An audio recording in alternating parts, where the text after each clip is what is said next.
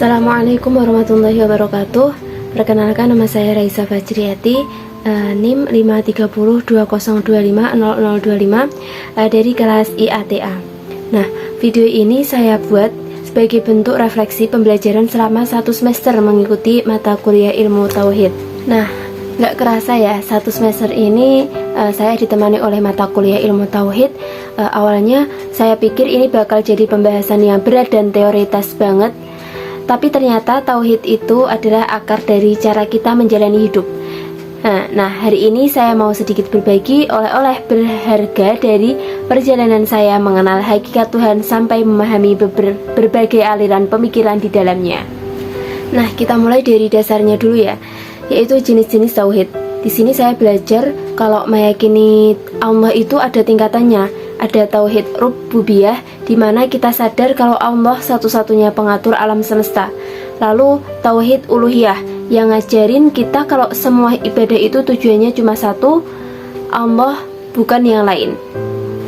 Dan tauhid asma wa sifat, yaitu cara kita mengenal Allah lewat nama-namanya yang indah. Buat saya ini pelajaran penting kalau beragama itu harus totalitas, nggak bisa cuma di mulut saja. Selanjutnya ada konsep yang syahdu banget, yaitu Islam, iman, dan ihsan. Nah, kalau Islam itu ibarat langkah kaki kita atau syariat, dan iman itu adalah kompasnya atau akidah. Nah, maka ihsan adalah seninya. Ihsan itu level dimana kita merasa selalu diawasi oleh Allah. Refleksi saya sederhana. Nah, kalau kita sudah punya rasa ihsan, ibadah nggak lagi kerasa jadi beban, tapi jadi momen pertemuan yang kita tunggu-tunggu dengan sang pencipta gitu. Selanjutnya soal rukun iman. Nah, ternyata rukun iman ini 6 pilar ini bukan cuma buat dihafal dari kecil, tapi adalah life support system buat kita. Nah, percaya sama malaikat bikin saya ngerasa nggak pernah sendiri. Percaya sama takdir, qada dan qadar, dan bikin hati menjadi lebih tenang saat rencana tidak berjalan mulus. Nah, rukun iman ini yang jadi pegangan saya supaya mental tetap stabil di tengah kehidupan dunia yang makin gak pasti ini. Begitu. Selanjutnya masuk ke urusan pahala, surga dan neraka.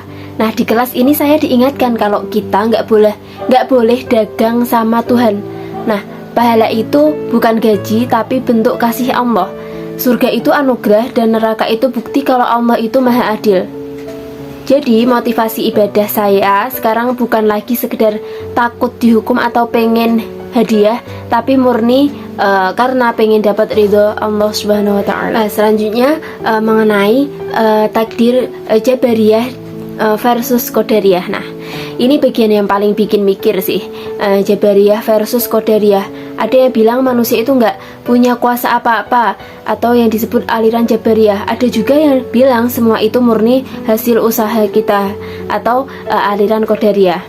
Tapi saya belajar untuk ambil jalan tengah. Kita wajib berjuang sekuat tenaga, itu sisi ikhtiar dari kita. Tapi soal hasil akhirnya itu hak prerogatif Allah. Ini yang bikin saya nggak gampang sombong pas sukses. Nah, dan nggak gampang hancur pas lagi gagal-gagalnya.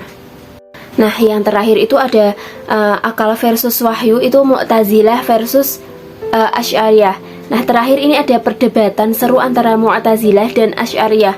Mu'tazilah itu sangat mendewakan akal dan logika, sedangkan Asy'ariyah itu hadir untuk mengingatkan kalau setinggi apapun logika kita tetap harus dipandu sama wahyu yaitu Al-Quran dan hadis. Nah, saya belajar kalau Islam itu sangat menghargai otak manusia, tapi kita tetap butuh cahaya dari langit supaya logika kita nggak salah jalan. Begitu. Nah, kesimpulan dan harapan saya, intinya belajar ilmu tauhid bikin saya sadar kalau makin kita kenal Allah, kita bakal makin tenang menjalani hidup. Nah, tauhid itu kunci dari segalanya. Nah, terima kasih sudah mendengarkan refleksi singkat saya ini. Semoga apa yang saya pelajari bisa menjadi manfaat juga buat kalian. Terima kasih banyak kepada dosen pengampu Bapak Abdul Latif yang telah membimbing kami merangkai pemahaman ini. Harapan saya ilmu ini tidak berhenti di kolom nilai UAS saja, tetapi menjadi lentera yang terus menyala dalam laku dan kata-kata sehari-hari begitu. Mohon maaf atas segala kekurangan dari saya. Wassalamualaikum warahmatullahi wabarakatuh.